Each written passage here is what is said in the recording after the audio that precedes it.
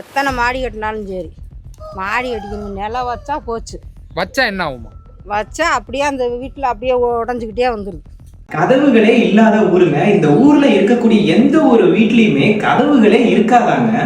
அவங்க வெளியூருக்கு போனா கூட கதவை திறந்து வச்சுட்டு தான் போவாங்கன்னா, அந்த வீட்டுல இருக்கக்கூடிய பொருட்கள், நகைகள் எல்லாமே அப்படியே இருக்குமாங்க. இது எல்லாத்துக்கும் யாரு காரணம் பாக்குறீங்களா? நம்ம நின்றுட்டு இருக்கோம் பாத்தீங்கன்னா, இந்த கோவில்ல இருக்க இந்த முனி ஐயா தான் இது எல்லாத்துக்குமே ஒரு காரணம். கதவை போட்டாதே நிலம் வச்ச உடனே அந்த வீட்டில் கோளாறு கட்டுதில்ல, அதே மாதிரி கதவு வச்சோம்னா எங்களுக்கு அப்படி திம்பா செய்யும். கதவு போட்டோம்டா அந்த வீட்டில் கோளாறு கட்டும், அதுலேயே பயந்துக்கிட்டு அவங்க நிப்பாட்டிடுவாங்க. எந்த மாதிரிமா?